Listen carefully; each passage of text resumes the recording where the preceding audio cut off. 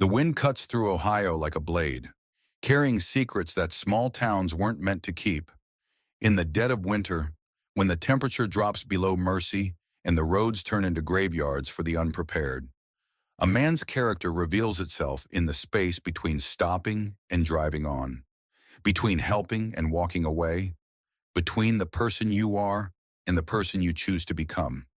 Some storms change the weather, others change everything. Tonight, on a forgotten stretch of highway where the snow erases the line between survival and surrender, two worlds will collide with the force of destiny itself, one built on honest sweat and calloused hands, the other forged in boardrooms where loyalty is currency and trust is a luxury few can afford. But here's the thing about storms: they don't ask permission. They don't care about your net worth or your 5-year plan. They strip away everything except what matters. And sometimes, if you're brave enough to stop when everyone else keeps driving, they give you exactly what you never knew you needed. This is the story of what happens when kindness meets deception, when love collides with power, and when a single act of grace ignites a war that will reshape everything. The wind howled like a wounded animal across the empty stretch of Route 127, driving snow so thick it turned the world into a wall of white static.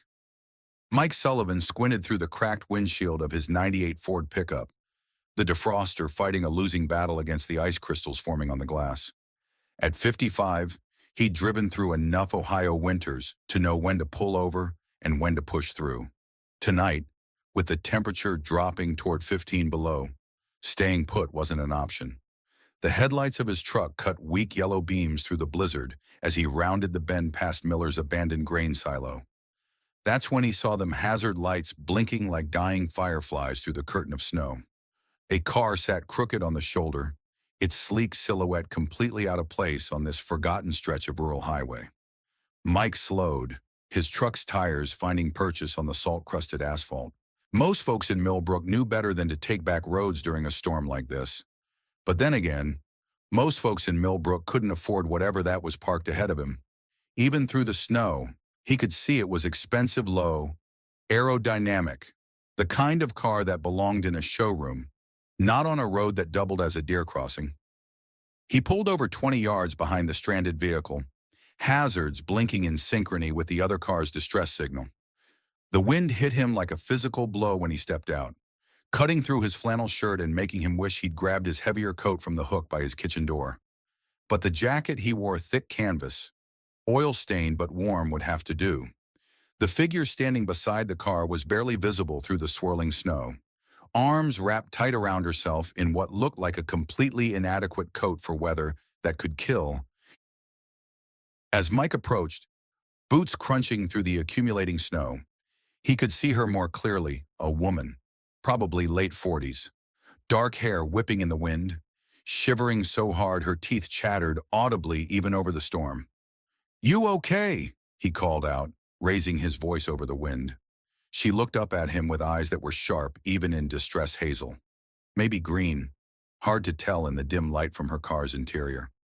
"Car just died," she said, her voice controlled but tight with cold. "No cell signal either." Mike glanced at the vehicle. Electric, definitely. High-end. The kind of car that cost more than he made in 2 years. In weather like this, the battery probably gave up faster than a tourist trying to find good barbecue in Manhattan. "Mind if I take a look?" he asked.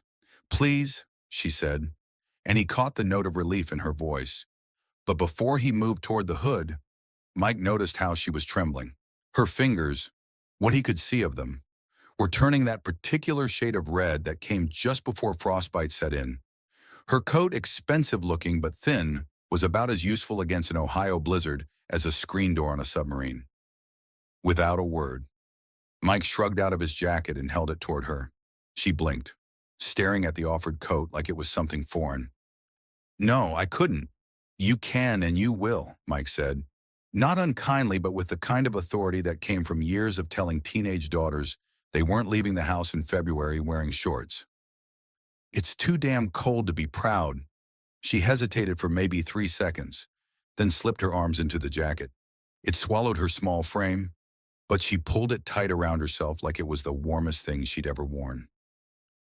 "Thank you," she murmured, her voice softer now, almost lost in the wind. Mike just nodded and moved to the front of the car. He didn't know her name, didn't know she'd change his life in ways he couldn't imagine. He only knew one thing: she needed help, and he had help to give. Even if it meant working on a car worth more than his house in nothing but a flannel shirt, while the wind tried to freeze his bones solid. The hood release was hidden behind a panel that probably cost more than Mike's monthly grocery budget. But machines were machines, whether they ran on gas or electrons. They all spoke the same language if you knew how to listen. The engine bay was a work of art: clean lines, components arranged with the precision of a Swiss watch, everything gleaming even in the dim light from his phone's flashlight. But pretty didn't mean practical. The battery connection was loose, probably from the cold causing metal to contract. The onboard computer had thrown what his daughter Sarah would call a digital tantrum, shutting down non-essential systems to preserve power.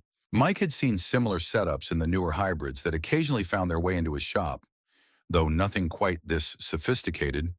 He tightened the main connection, found the manual reset buried in the owner's manual she'd retrieved from the glove box, and said a quiet prayer to whatever saint watched over stranded motorists in stubborn electronics. "Try it now," he called, stepping back and wiping his numb hands on his jeans. She slid into the driver's seat, still wearing his jacket, and turned the key. The car coughed once, a sound like expensive machinery clearing its throat, then hummed to life with the whisper-quiet efficiency of German engineering. She stared at the dashboard like she hadn't expected it to work. "It's running. Should get you into town," Mike said, already feeling the cold settling into his bones. "Don't turn it off until you're somewhere warm. Computer needs time to recalibrate."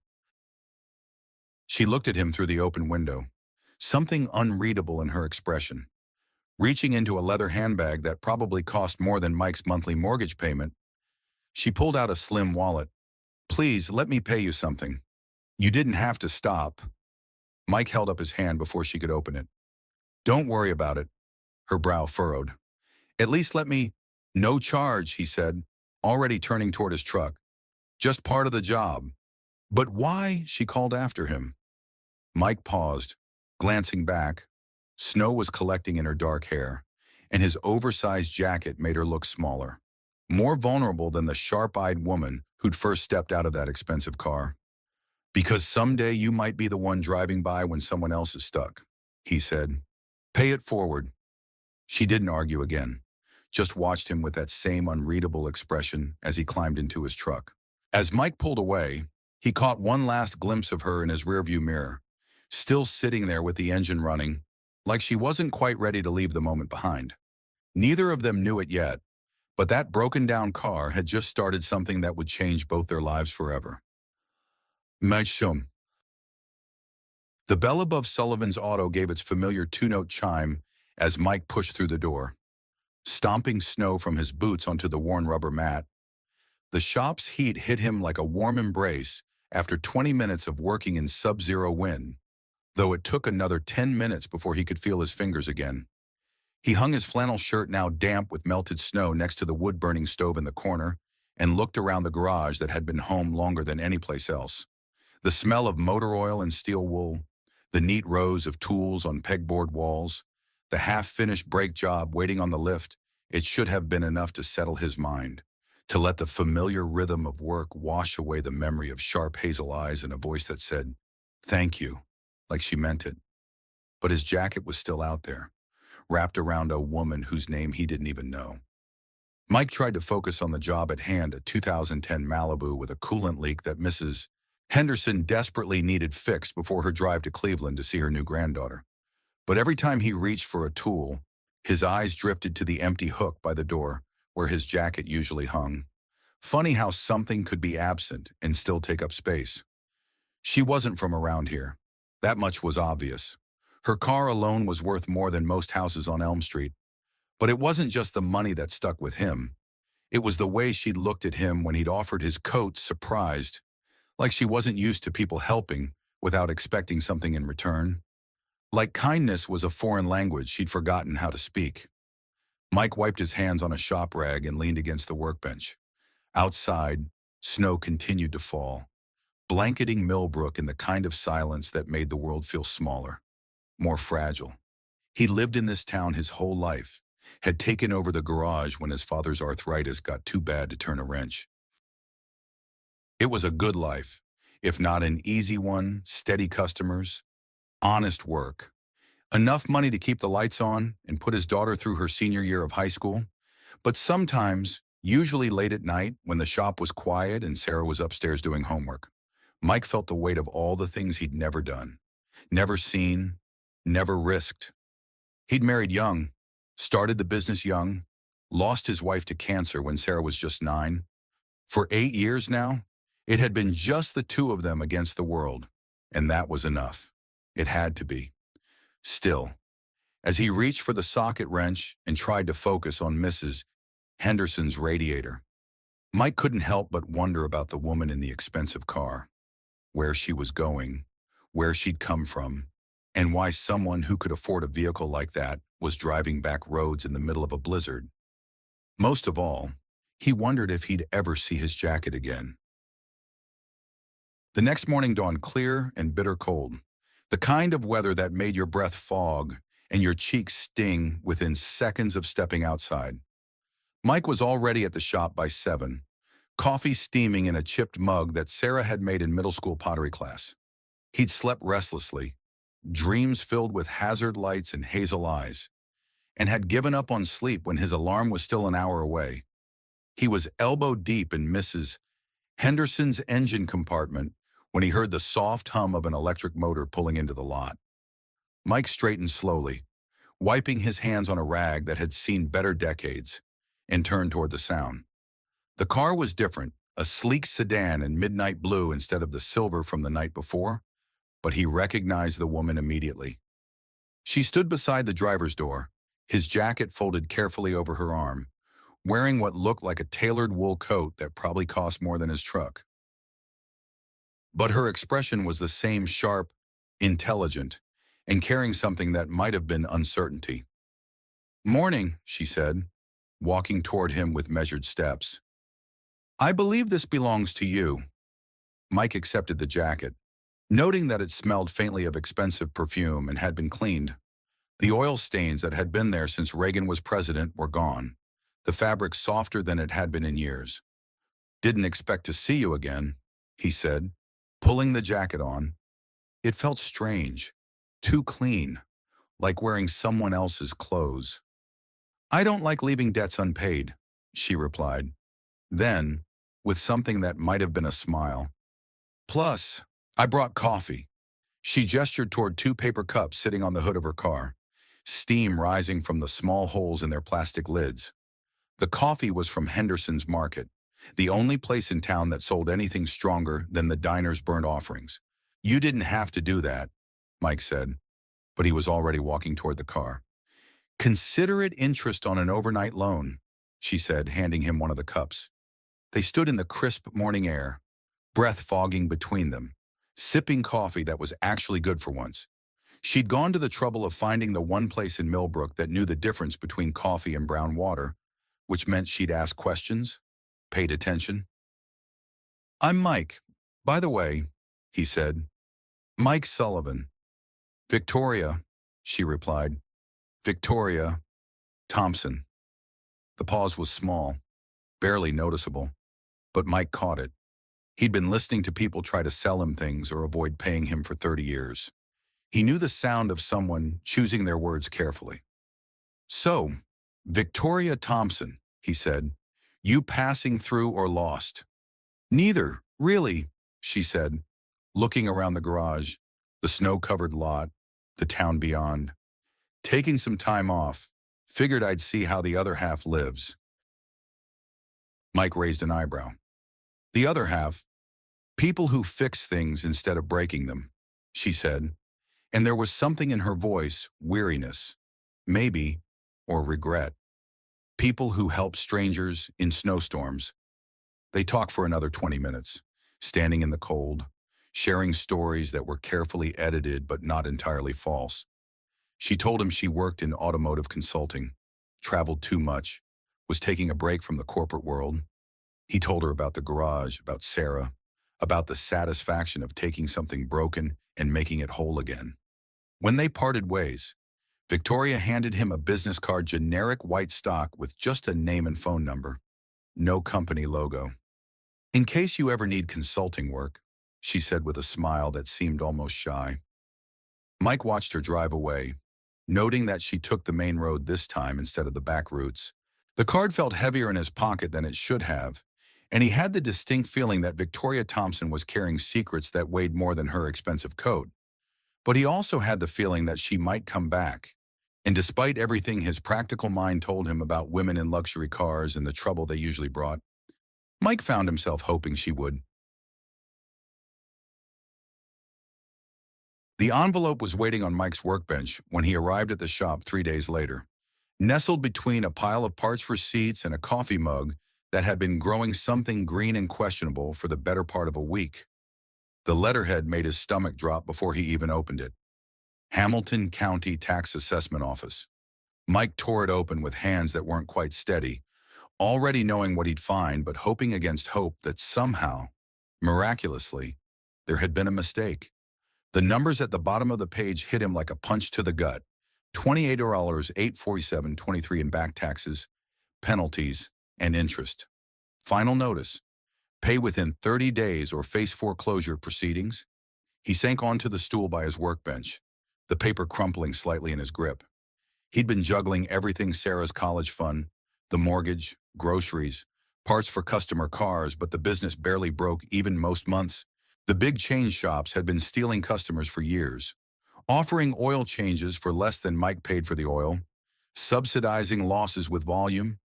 He'd managed to hold on by specializing in older cars, the kind of vehicles that needed a craftsman's touch rather than a computer diagnostic. But it wasn't enough. Sarah was going to graduate in 4 months. She'd been accepted to Ohio State, had dreams of studying engineering, of building bridges and skyscrapers and things that mattered. Mike had been planning to take out a loan against the garage to help pay for her education. But now, "Damn it," he muttered, rubbing his eyes with the heels of his hands. The garage was more than just his livelihood. It was all he had left of his father, of the life he'd built with Linda before cancer took her away too soon. It was Sarah's inheritance, her safety net, her future.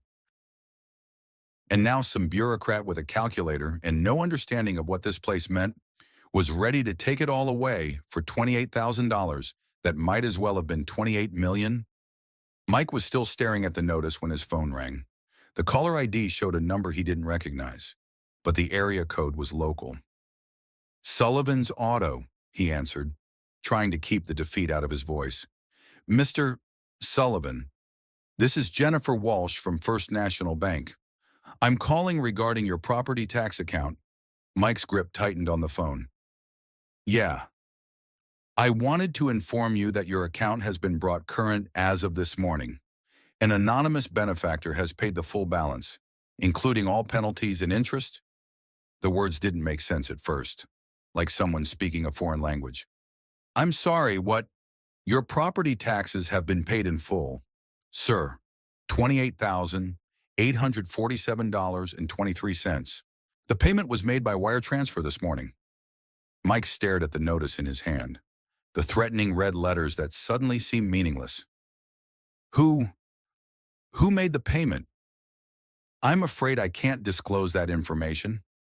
The donor requested complete anonymity, but I can confirm that your property is no longer in jeopardy, and you should receive official confirmation from the county within 2 business days." After she hung up, Mike sat in the silence of his garage for a long time, the notice still clutched in his hand. $28,000. Someone had just erased his biggest problem with the stroke of a pen, and he had no idea who or why. But as he looked at the business card sitting on his workbench, white stock, no company logo, just a name and phone number, Victoria Thompson's words echoed in his memory. "I don't like leaving debts unpaid."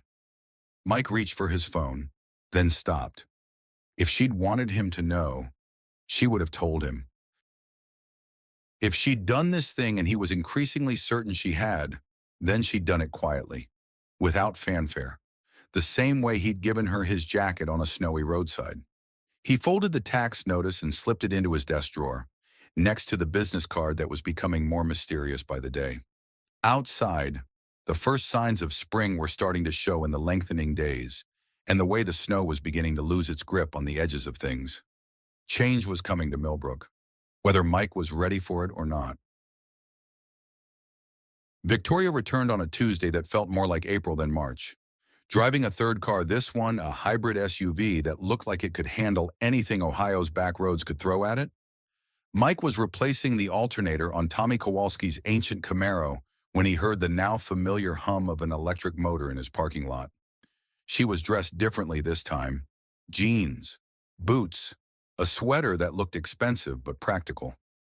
Her hair was pulled back in a ponytail, and she carried herself with less of the polished reserve he'd noticed before. She looked, Mike thought, more like someone who belonged in a place like Millbrook.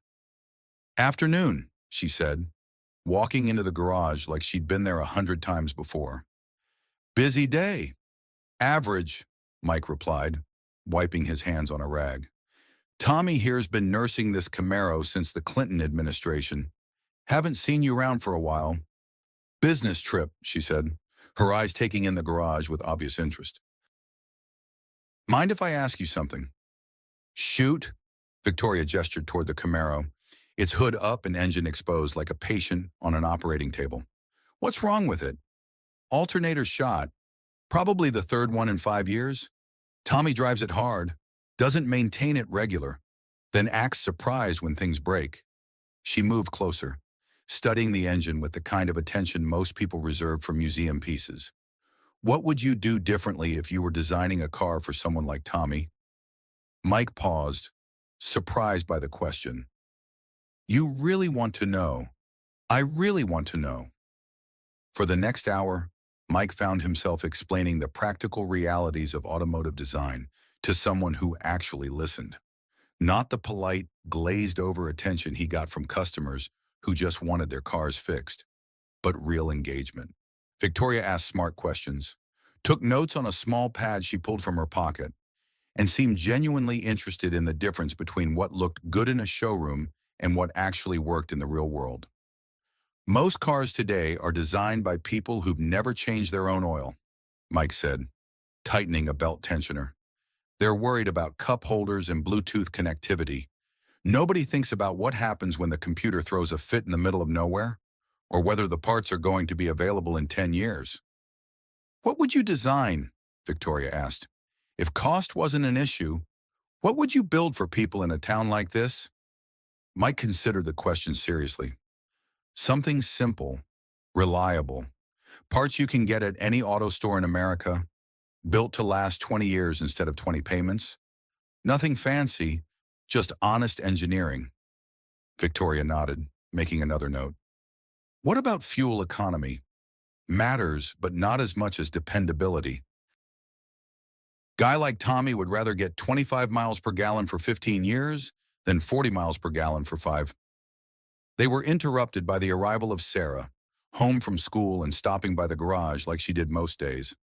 Mike's daughter was 17 and sharp as a razor, with her mother's dark eyes and her father's stubborn streak. She took one look at Victoria and raised an eyebrow. "Dad, you didn't tell me you had company," Sarah said, her tone carefully neutral in the way teenage girls had perfected. "Sarah, this is Victoria Thompson." "Victoria, my daughter Sarah." Victoria stepped forward with a smile that seemed genuine. "Nice to meet you. Sarah, your dad talks about you constantly." "He does?" Sarah glanced at Mike with surprise. "Says you're planning to study engineering at Ohio State? That's impressive." Sarah's defensive posture softened slightly. "Assuming we can afford it." There was an awkward pause, broken by Mike clearing his throat. "Sarah's being dramatic. We'll figure it out." But Victoria was studying Sarah with the same attention she'd given the Camaro's engine. "What kind of engineering?" "Civil. I want to build things that last. Bridges, mostly.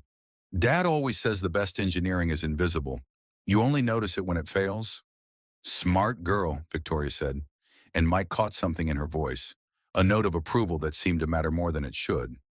They talked for another few minutes, Sarah warming to Victoria despite her initial skepticism, Victoria asking questions about college plans and career goals with what seemed like genuine interest. When Sarah finally excused herself to start homework, Victoria watched her go with an expression Mike couldn't quite read. "She's remarkable," Victoria said quietly. "Yeah, she is," Mike agreed. "Smarter than her old man, that's for sure." "I doubt that," Victoria said, then caught herself, as if she'd revealed more than she'd intended.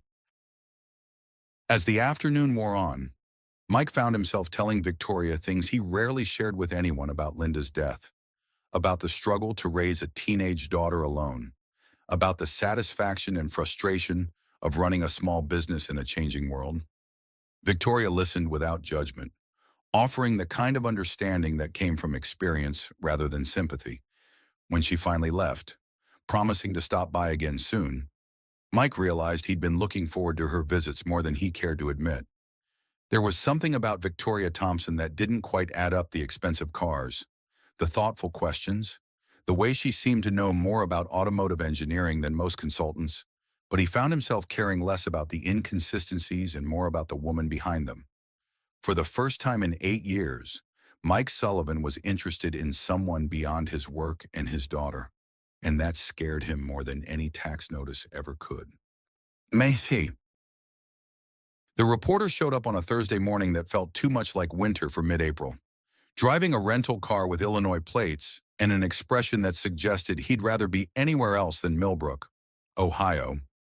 Mike noticed him before he even parked, the way he looked around the town like he was cataloging everything for a story he'd already written in his head. The man approached the garage with the kind of purposeful stride that spelled trouble. He was younger than Mike, maybe 40, wearing a coat that was too light for the weather and carrying a leather messenger bag that screamed "journalist" from 50 yards away. "You Mike Sullivan?" the man asked, pulling out a small recorder without waiting for an answer.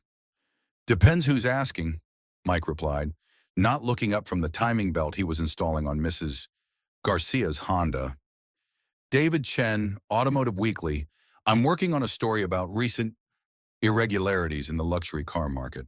Specifically, some unusual activity involving Sterling Luxury Motors." Mike's hand stilled on the wrench. Sterling. Not a name he'd heard before, but something in the reporter's tone made his gut tighten. "Don't know anything about luxury cars," Mike said carefully. "I fix what people can afford to drive." Chen smiled the way reporters smiled when they smelled a story. "What about Victoria Sterling? Ring any bells?" The wrench slipped in Mike's suddenly unsteady grip. Victoria Sterling, not Thompson. "Never heard of her," Mike said, but he could hear the lie in his own voice. Chen pulled out a tablet, swiped to a photo, and held it up. It was Victoria, but not the Victoria who'd been visiting his garage. This woman wore a tailored business suit and stood behind a podium with the Sterling Luxury Motors logo prominently displayed. Her hair was different, styled with corporate precision, and her expression was polished, professional, completely unlike the woman who'd asked him questions about alternators and listened to Sarah talk about engineering. "Victoria Sterling, CEO of Sterling Luxury Motors," Chen said, watching Mike's face carefully. "Net worth somewhere north of 200 million. She's been missing from corporate headquarters for 3 weeks. Board's getting nervous. Investors are asking questions." Mike set down the wrench and finally looked directly at the reporter. "And you think she's here? I think you know exactly where she is," Chen said. "Small town, mysterious woman with expensive cars, sudden resolution of certain financial difficulties. The dots aren't hard to connect." "You don't know what you're talking about," Mike said, but his voice lacked conviction. Chen leaned against the workbench, clearly settling in for a longer conversation. "Look, Mike, can I call you Mike? I'm not here to cause trouble, but Victoria Sterling disappearing without explanation is news. The automotive industry is worth billions. When someone that powerful goes off the grid, people notice." "Maybe she needed a break," Mike said. "From what, running one of the most successful luxury car companies in America?" "Come on." Chen's tone became more insistent. What's she really doing here? Corporate espionage, scouting for a new factory location? Or is this something more personal? Before Mike could answer, the familiar hum of an electric motor announced Victoria's arrival. She pulled into the lot driving yet another car, this one a sedan he didn't recognize, and stepped out wearing jeans and the kind of confident expression that suggested she'd been expecting this moment. Chen straightened, his reporter's instincts clearly firing on all cylinders. Ms. Sterling David Chen, Automotive Weekly. Care to comment on your sudden absence from Sterling headquarters? Victoria walked toward them with measured steps, her expression calm but her eyes sharp. Mr. Chen, I was wondering when you'd find me. So you don't deny— I don't deny anything, Victoria said, cutting him off. I'm exactly who you think I am. The question is, what do you plan to do about it? Chen looked between Victoria and Mike, clearly trying to process the situation. The board is concerned about your leadership. There are rumors of a hostile takeover, questions about your mental state. My mental state, Victoria said with a laugh that had no humor in it, has never been clearer. She turned to Mike, and he saw something in her expression he'd never seen before. Vulnerability mixed with determination, like someone standing at the edge of a cliff and deciding whether to jump. Mike, she said quietly, I should have told you sooner. Yeah, he said, surprised by how calm his voice sounded. You should have. Chen was already typing on his phone, probably sending texts to editors and photographers. Mike could see the headline forming, Missing CEO Found in Small-Town Romance. It would destroy whatever privacy they'd managed to build, turn their quiet moments into tabloid fodder. Look, Victoria said to Chen, I'll give you an exclusive, full interview, complete access, but on my terms, and you leave him out of it. She gestured toward Mike. This is my story, not his. Chen's eyes lit up with the prospect of an exclusive. When, tomorrow, but tonight, I need to have a conversation with someone who deserves better than finding out he's been lied to through a newspaper. After Chen left reluctantly, but with the promise of his story, Mike and Victoria stood in the garage that suddenly felt too small to contain everything between them. So, Mike said finally, Victoria Sterling. Yes, CEO of Sterling Luxury Motors. For now. Mike nodded slowly, processing the magnitude of the lie, not just her name, but her entire identity. The woman he'd been falling for because that's what had been happening, despite his attempts to convince himself otherwise, was someone who lived in a world so far from his own that they might as well have been different species. Why, he asked, why lie about who you are? Victoria looked around the garage, at the tools hanging on pegboard walls, at the honest clutter of a life built on work rather than wealth. Because I wanted to know what it felt like to be normal, to have someone look at me and see just me. And what do you see when you look at me? Mike asked. Someone real, she said without hesitation. Someone who gave his only jacket to a stranger in a storm. Someone who builds things instead of tearing them down. Mike was quiet for a long moment, weighing the truth against the lie. The woman he'd known against the CEO in the photograph. The tax bill, he said finally. Yes. That was you. Yes. $28,000. Pocket change for someone worth $200 million? Victoria flinched at the bitterness in his voice. It wasn't about the money. No. Then what was it about? It was about making sure you didn't lose everything because you were kind to a stranger. Her voice was quieter now, less certain. It was about paying a debt that had nothing to do with money. Mike wanted to be angry. Part of him was angry at the deception, at the casual way she'd solved a problem that had been keeping him awake at night, at the fundamental dishonesty of everything they'd built together. But a larger part of him was just tired, and maybe a little relieved that the mystery finally had a name. So what happens now? He asked. I don't know, Victoria admitted. Tomorrow I give that reporter his story, and then, I guess we'll see if what we have is strong enough to survive the truth. That night, Mike lay awake staring at the ceiling of his small apartment above the garage, listening to Sarah moving around in her room next door, probably staying up too late texting friends or working on college applications. In 12 hours, the woman he'd been falling for would cease to exist, replaced by a stranger with a corporate biography and a net worth that made their entire relationship seem like some kind of elaborate joke. But as he drifted towards sleep, Mike found himself thinking not about Victoria Sterling, CEO, but about the woman who'd asked smart questions about alternators and listened to Sarah talk about bridge engineering like it was the most fascinating subject in the world. That woman had been real, even if her name hadn't been. The question was whether that would be enough. The interview took place at Henderson's Market, in the small cafe area where Victoria had bought coffee on her first morning back. Chen had brought a photographer and a video crew that seemed enormous for such a small space. But Victoria had insisted on familiar ground for what she knew would be the most important conversation of her professional life. Mike hadn't planned to watch, but curiosity and something that might have been concern drew him to the market during his lunch break. He stood near the magazine rack, pretending to browse while listening to Victoria explain herself to the world. "The board thinks I've had some kind of breakdown," she was saying, her voice steady despite the cameras. "What I've had is a breakthrough.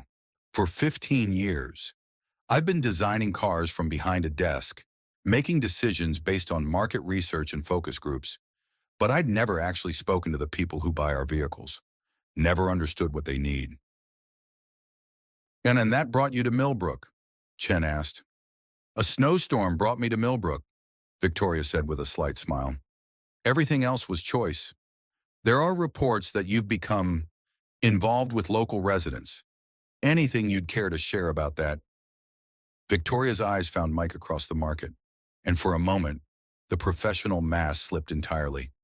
"I've made friends here. Good friends. People who've taught me more about authentic living in 3 weeks than I learned in 15 years of corporate life. Will you be returning to Sterling? That depends on whether Sterling wants the CEO I've become, or if they're only interested in the one I used to be." The interview continued for another hour, touching on company politics and industry trends. But Mike had heard enough. He slipped out of the market and walked back to his garage, where Tommy Kowalski's Camaro waited with the patience of a machine that had survived 4 decades and knew it would survive a few more. Victoria found him there an hour later, after the news crew had packed up and Chen had driven back toward the interstate with his exclusive story. "How much did you hear?" she asked. "Enough," Mike said, not looking up from the carburetor he was rebuilding. "Sounds like you're planning to go back." "I don't know what I'm planning," Victoria admitted. "The board wants to meet next week. There are decisions to make." Mike set down his tools and finally looked at her. She was wearing jeans again, and the expensive sweater that made her look like she belonged in Millbrook rather than a boardroom. But now that he knew who she really was, he could see the other woman underneath, the one who'd built a $200 million empire before she was 50. "What do you want?" he asked. "I want to stay," she said without hesitation. "I want to keep having conversations about alternators and timing belts. I want to watch Sarah graduate and start college. I want to figure out what we could build together, if you'd let me." "And Sterling?" Victoria was quiet for a moment, looking around the garage that had become more familiar to her than her corner office in the Sterling building. "Sterling will survive without me. The question is whether I can survive without it." Mike understood the weight of that admission. Walking away from everything you'd built, everything that defined you, it was the kind of decision that couldn't be unmade. "For what it's worth," he said, "I think you're braver than you know. Brave enough to risk everything for a mechanic in small-town Ohio. Brave enough to choose who you want to be instead of who you're supposed to be." Victoria smiled, the first genuine smile he'd seen since Chen had arrived with his cameras and questions. "I might need help with that. Learning who I want to be." "I might know a guy," Mike said, returning her smile. "Fair warning, though he's got a teenage daughter who's probably going to have opinions about this whole situation. I'd be disappointed if she didn't." That evening, Mike called Sarah down from her room and told her everything about Victoria's real identity, about the tax bill, about the complications that came with caring about someone whose world was so different from their own. Sarah listened without interruption, her expression cycling through surprise, anger, and something that might have been understanding. "So she's basically a billionaire," Sarah said when he finished. "Something like that. And she's been hanging around our garage, asking about alternators." "Yep." Sarah was quiet for a long moment, processing. "Dad, you know this is completely insane, right?" "Yeah, I know. Good, just wanted to make sure." Sarah grinned suddenly. "So when do I get to drive one of her fancy cars?" Mike laughed, feeling some of the tension of the last 2 days finally beginning to ease. "We'll work on that." Outside, spring was finally asserting itself over the lingering winter, and change was coming to Millbrook whether they were ready for it or not.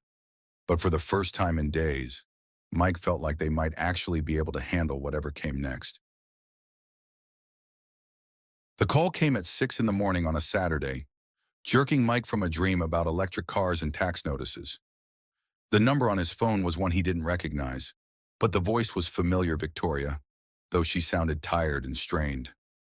"Mike, I'm sorry to call so early, but I think I need help." He was fully awake instantly. "Where are you?" "Cleveland, Sterling headquarters. I came up for the board meeting, and—" She paused, and Mike could hear voices in the background, muffled but urgent. "It's not just a meeting. It's a coup." "What do you mean?" "My brother Richard. He's convinced the board that I'm mentally unstable, that my disappearance proves I'm unfit to lead the company. They're calling for a vote of no confidence on Monday." Mike sat up, running a hand through his hair. "Can they do that? If they have enough votes?" "Yes. Richard's been working on this for months. Apparently, my time in Millbrook just gave him the excuse he needed." The bitterness in her voice was unmistakable. Mike could picture her in some sterile corporate environment, surrounded by people who measured worth in quarterly reports and stock prices, fighting for the company she'd built with her own hands. "What do you need?" he asked. "I don't know. Maybe nothing. Maybe it's already too late." Victoria's voice dropped. "Richards painted me as an unstable CEO who abandoned her responsibilities for a midlife crisis in small-town Ohio. And you know what? Maybe he's right." "He's not right," Mike said firmly.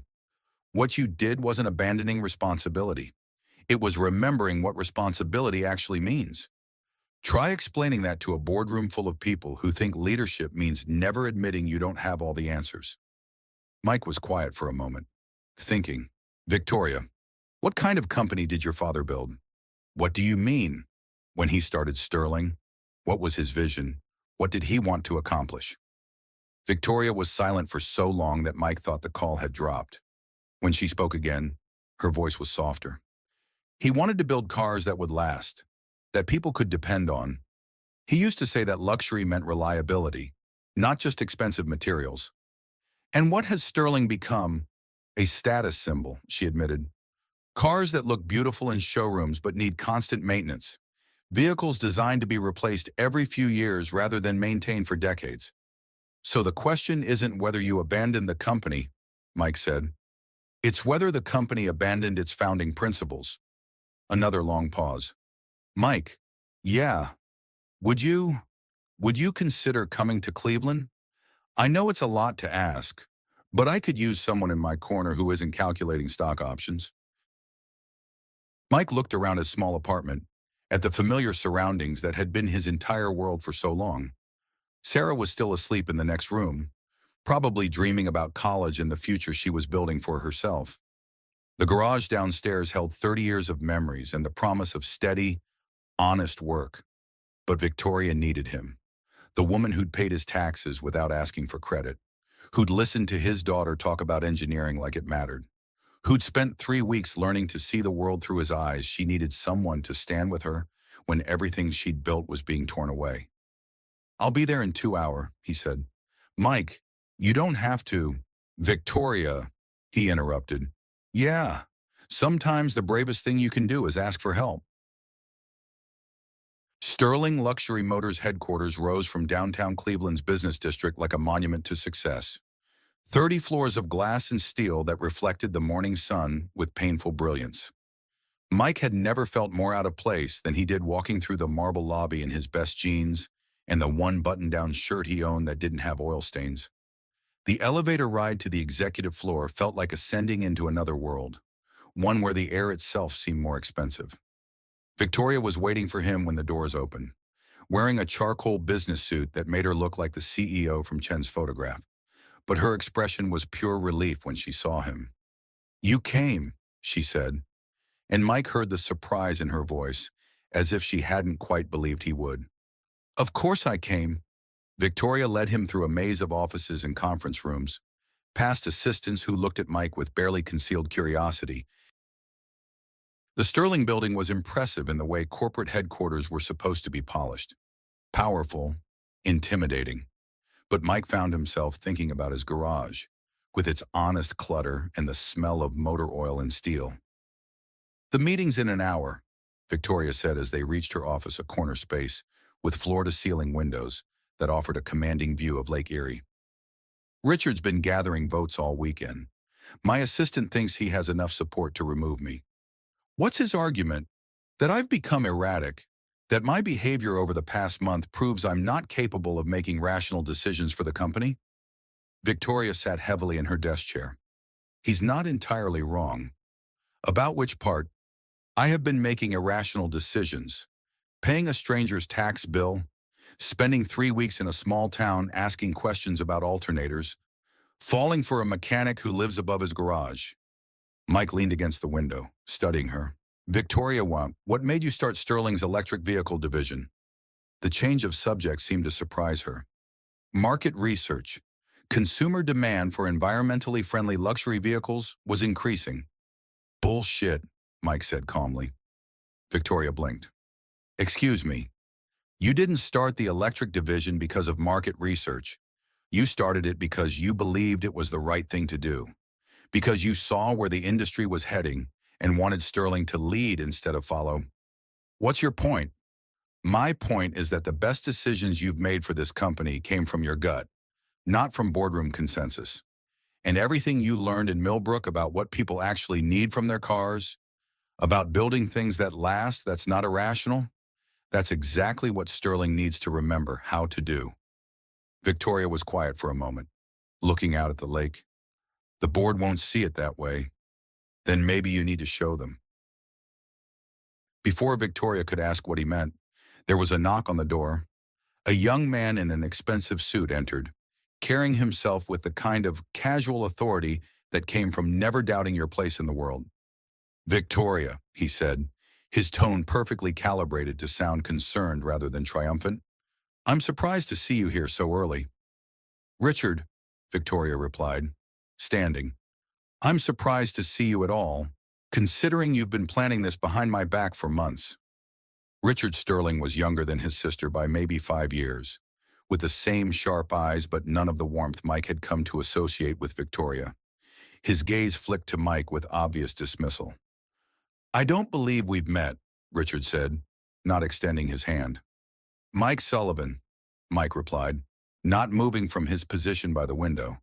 "Ah, yes, the mechanic." Richard's smile was arctic. "Victoria's told me so much about you." "Funny," Mike said. "She's never mentioned you at all." The temperature in the room seemed to drop several degrees. Richard's professional mask slipped just enough to reveal the calculation underneath. "Victoria," Richard said, "I hope you're prepared for today's meeting. The board has some serious concerns about your recent sabbatical." "I'm sure they do," Victoria replied evenly.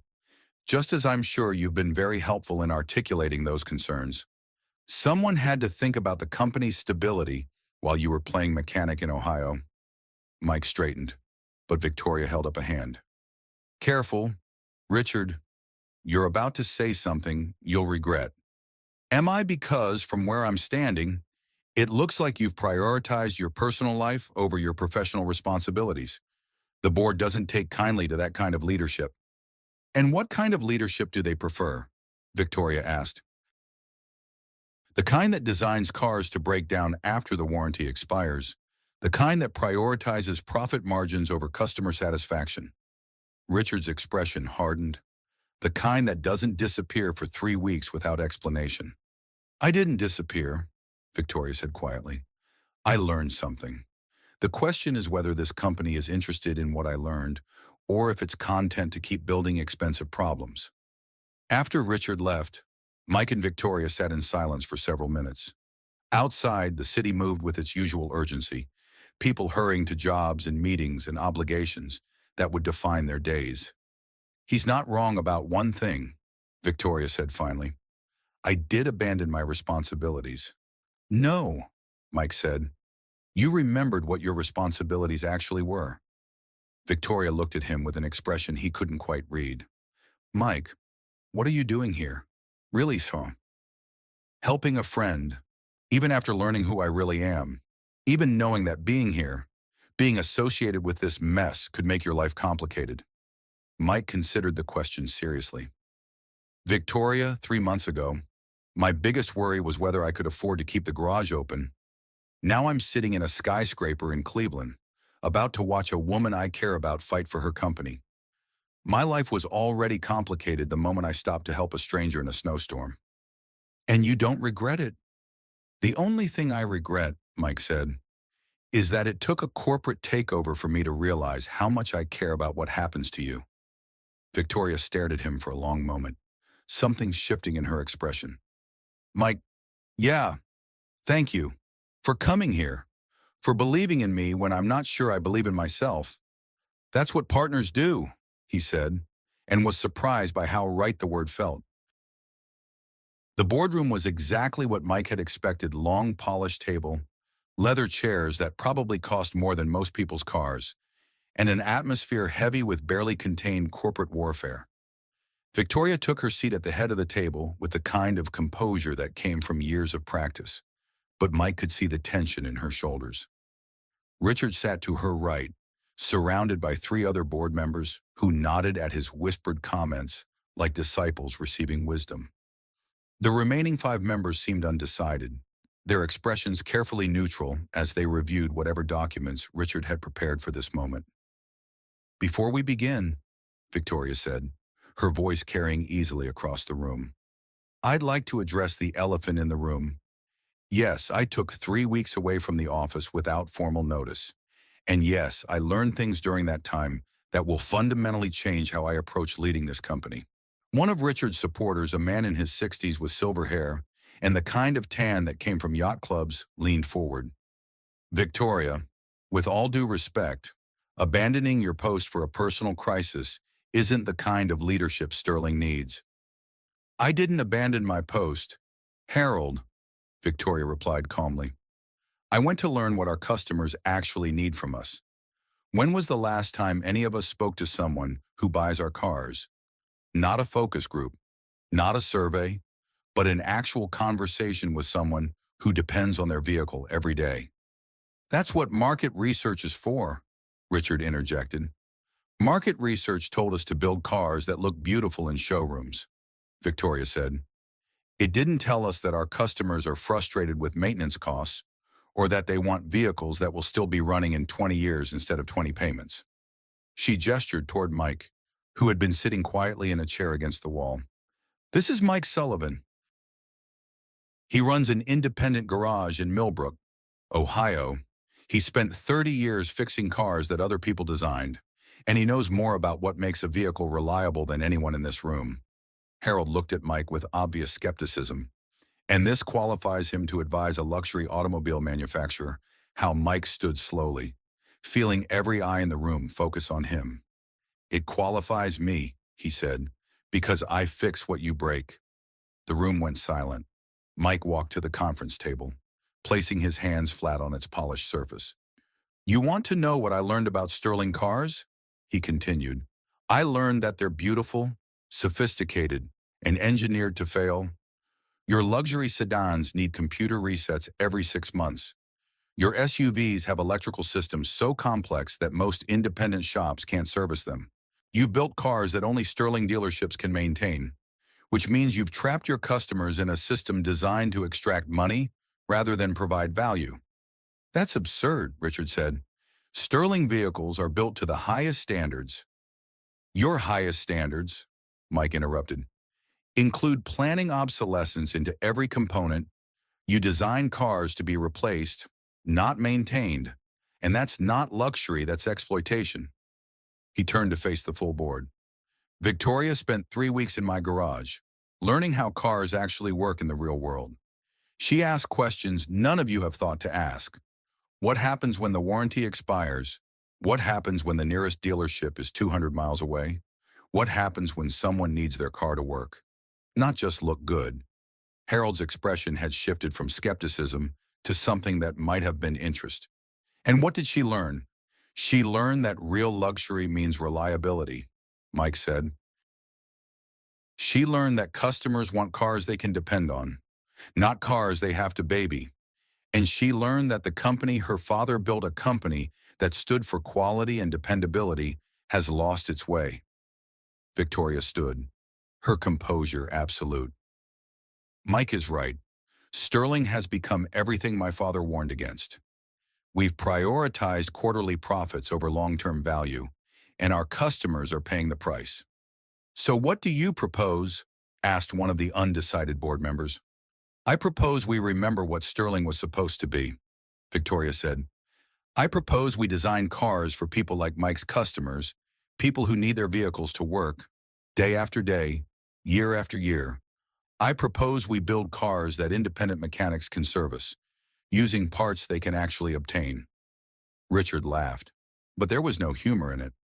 You're talking about abandoning everything that makes Sterling profitable. I'm talking about building something better than profitable, Victoria replied. I'm talking about building something sustainable. The vote, when it came, was closer than anyone had expected. Richard had his 3 guaranteed supporters, but the undecided members had been swayed by Victoria's argument, or perhaps by the simple honesty of a mechanic who'd driven 2 hours to stand up for what he believed in.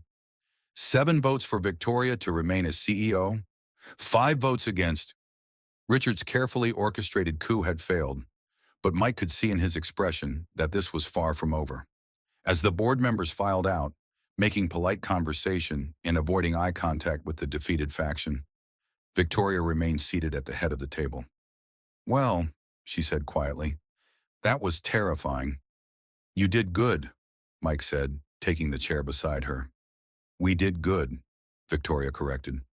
Thank you for being willing to speak up. I know this isn't your world. Mike looked around the boardroom, with its expensive furniture and commanding view of Lake Erie. No, it's not, but you are, and that makes it worth understanding. Victoria studied him for a long moment. Mike, what we're talking about completely restructuring how Sterling operates, it's going to be complicated, expensive. It might not work. Might not, Mike agreed, but it also might be exactly what the automotive industry needs. Would you? Victoria paused, as if the question was harder to ask than anything she'd said in the boardroom. Would you consider helping not as a consultant or an employee, but as a partner? Someone who could help Sterling remember how to build cars that actually serve the people who drive them? Mike was quiet for a long moment, thinking about his garage in Millbrook, about Sarah's college plans, about the life he'd built from honest work and stubborn determination. Then he thought about Victoria, standing in a snowstorm, trusting a stranger to help her when everything had gone wrong. I'll need to talk to Sarah, he said finally. Of course. And I'm not moving to Cleveland. If we're going to build cars for real people, we need to stay connected to real places. Victoria smiled. I was hoping you'd say that. I've been thinking about opening a design center in Millbrook, somewhere we can test ideas in the real world before we commit to them in boardrooms. That, Mike said, sounds like the beginning of something interesting. 6 months later, Mike stood in the bay of what had once been Sullivan's Auto, watching Sarah and Victoria work together on the prototype of Sterling's first real-world vehicle. The garage had been expanded, modernized, and equipped with technology that would have seemed like science fiction a year ago. but it still smelled like motor oil and honest work. The car they were building looked nothing like traditional Sterling vehicles. It was simple, sturdy, designed to be maintained by any competent mechanic with standard tools. The computer systems were robust but accessible. The parts were built to last, and every component had been tested not in a laboratory, but on the back roads of rural Ohio. "Dad, come look at this," Sarah called from behind the wheel. She was spending her gap year working with the Sterling design team, earning money for college while learning engineering from the ground up. The diagnostic system actually makes sense. Mike walked over, noting how naturally Victoria and Sarah worked together. His daughter had been skeptical of Victoria, at first suspicious of her wealth, her world, her intentions toward Mike. But respect had grown from shared work and honest conversation, the same way trust had grown between Mike and Victoria herself. "What makes it different?" Mike asked, leaning against the car's doorframe. "Instead of proprietary codes that only Sterling dealerships can read," Sarah explained, "it uses standard protocols that any diagnostic computer can interpret. And look," she pointed to a panel under the hood, "all the critical components are labeled and accessible. No special tools required." Victoria appeared from the other side of the car, her hair pulled back in a ponytail, wearing jeans and the kind of satisfied expression that came from solving a complex problem. "We're calling it the Sterling Millbrook Edition," she said. "Honest luxury for honest people." The name had been Mike's idea, though Victoria had been the one to make it official. Sterling had faced significant resistance from dealers and traditional customers when they announced the new line, but pre-orders had exceeded all expectations. People wanted cars they could depend on, vehicles that wouldn't strand them when the nearest dealership was hundreds of miles away. "How's your brother taking the news?" Mike asked. Victoria's expression darkened slightly. "Richard's still fighting me at every board meeting. He thinks we're diluting the brand, destroying everything Sterling represents. But the numbers don't lie. We're profitable, growing, and building cars that people actually want to keep." The success hadn't come without costs. Victoria had faced down 2 more takeover attempts, weathered brutal criticism from automotive traditionalists, and dealt with the constant pressure of proving that her vision was more than just idealistic dreaming. But she'd also found something she'd never had before work that felt meaningful beyond quarterly reports and stock prices. "Speaking of which," Victoria said, "I got a call from the board this morning. They want to expand the real-world division. 5 new models over the next 3 years, all built on the same principles." "That's great news," Mike said. "It is, but it means we'll need more space, more staff. We'll have to decide whether to stay small and focused or grow into something bigger." Mike looked around the expanded garage, thinking about how much had changed since that snowy night when he'd stopped to help a stranger. His life had become more complicated than he'd ever imagined, but also richer in ways he was still learning to appreciate. "What do you think?" Victoria asked. "I think," Mike said slowly, "that we build what people need. At the pace we can do it right. Growth for the sake of growth is how companies lose their way." Victoria smiled. Spoken like a true partner. The word still felt new, even after months of using it. Partners in business, partners in the strange experiment of building cars that prioritize function over fashion, partners in the even stranger experiment of 2 people from completely different worlds learning to build a life together. Sarah emerged from under the hood, wiping her hands on a rag that had probably been in the garage since before she was born. "Dad, Victoria, you need to see this." She led them to her laptop, where she'd pulled up news coverage of the Detroit Auto Show. Sterling's Millbrook edition had won 3 awards, including one for innovation in accessible design. But more importantly, other manufacturers were starting to take notice. Several major companies had announced plans for simplified luxury lines, vehicles designed for long-term ownership rather than frequent replacement. "We're changing the industry," Sarah said with the kind of satisfied amazement that came from watching impossible things become real. "We're remembering what the industry was supposed to be," Victoria corrected. "Your father taught me that. Sometimes the most radical thing you can do is go back to basics." That evening, after Sarah had left for a date with Tommy Kowalski, who had graduated from high school and was now learning automotive technology at the local community college. Mike and Victoria sat on the small deck behind the garage, watching the sun set over Millbrook. The town had changed too. The Sterling Design Center had brought jobs, young engineers, and a sense of possibility that had been missing for years. "Any regrets?"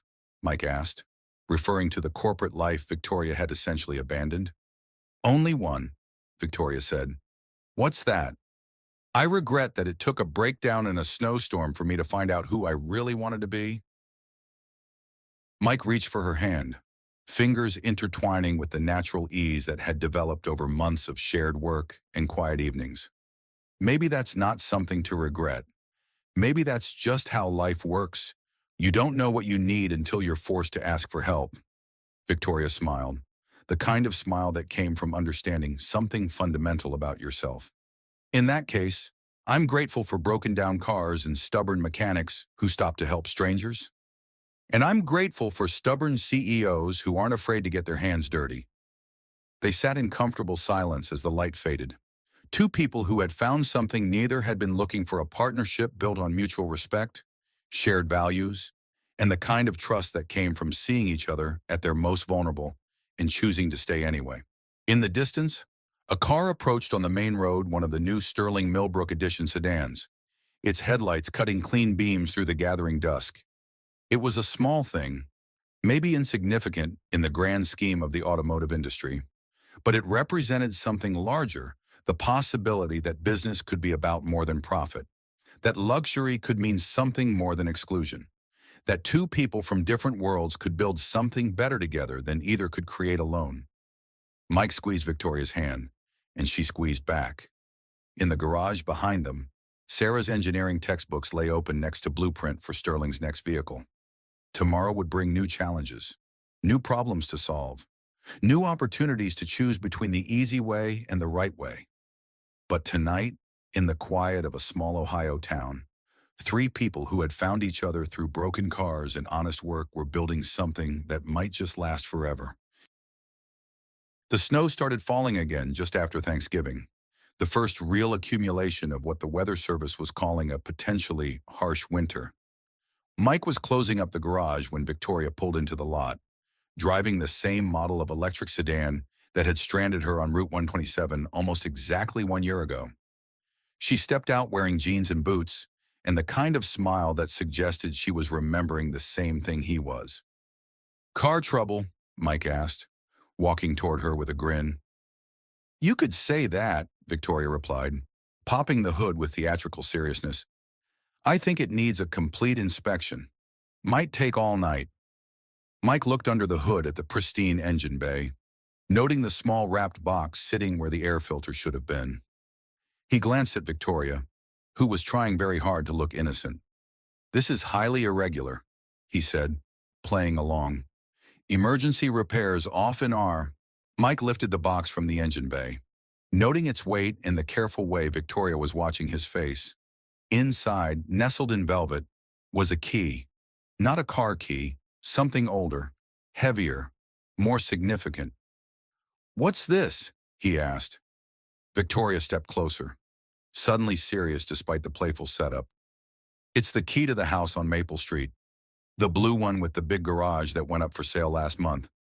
Mike stared at the key, understanding beginning to dawn. "Victoria, I bought it," she said quickly, as if the words might lose their courage if she didn't say them fast enough. "For us, if you want. Sarah's leaving for college in the fall, and I hoped. Maybe it was time we stopped living above the garage." The house on Maple Street was a classic Ohio farmhouse, built in the 1920s with good bones and character that newer constructions couldn't replicate. It sat on 2 acres at the edge of town, with room for gardens and projects and the kind of life that neither of them had dared to imagine a year ago. "You bought us a house," Mike said, still processing. "I bought us a possibility," Victoria corrected. "The house comes with it." Mike looked at the key, then at Victoria, then at the garage that had been his world for so long. Change had been coming gradually for months: the expansion of the business, The partnership with Sterling, the slow transformation of his small-town life into something larger and more complex. But this felt different. This felt like a decision point, a moment when they stopped adapting to circumstances and started actively choosing their future. "There's something else," Victoria said, reaching into her coat pocket. This time she pulled out a small velvet box, the kind that made Mike's heart skip in a way that had nothing to do with engine diagnostics. "Victoria," he said, his voice rougher than he intended. "I know this is backward," she said, opening the box to reveal a simple platinum band. "I know I'm supposed to wait for you to ask, supposed to follow traditional protocols, but I've never been good at traditional protocols, and I don't want to wait anymore." The ring caught the light from the garage's overhead fluorescence, throwing small rainbows onto the concrete floor. It was beautiful in its simplicity, no massive diamond, no ostentatious display of wealth, just a circle of precious metal that somehow managed to represent everything they'd built together. "Mike Sullivan," Victoria said, her voice steady but her hands trembling slightly. "Will you marry me?"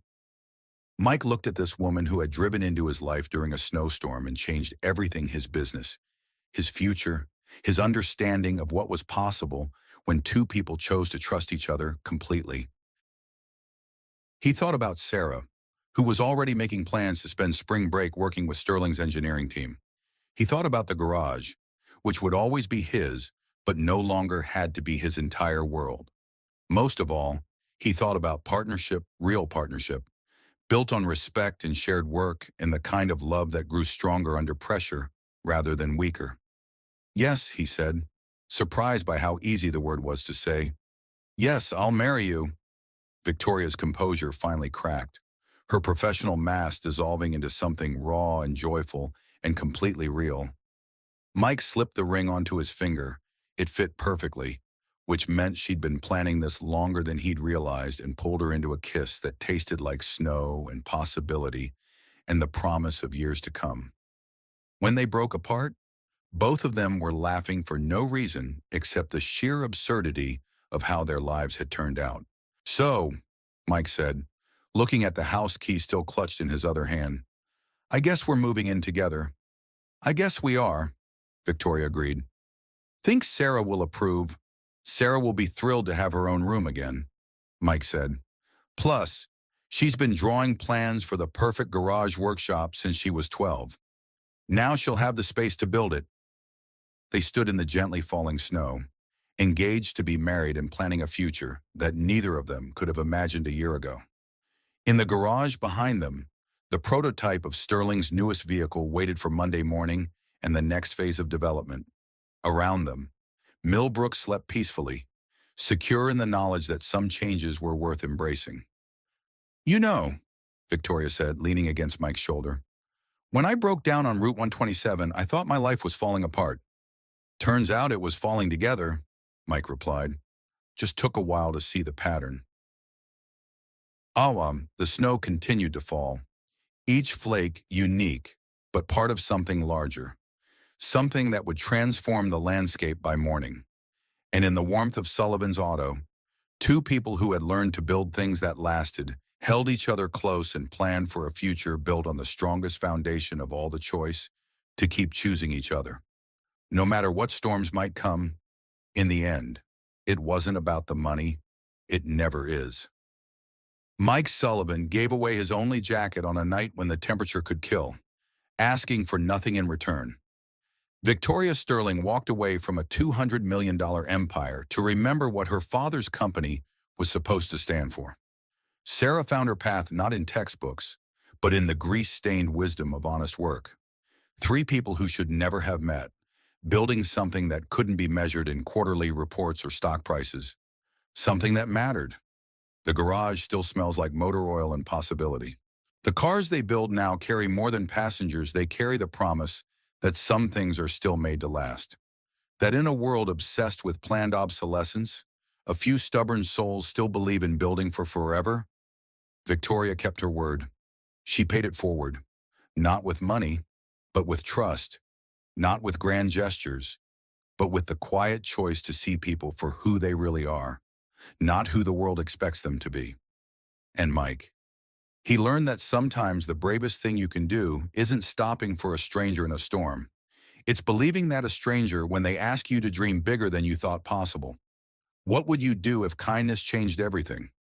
If helping someone else helped you find who you were always meant to become?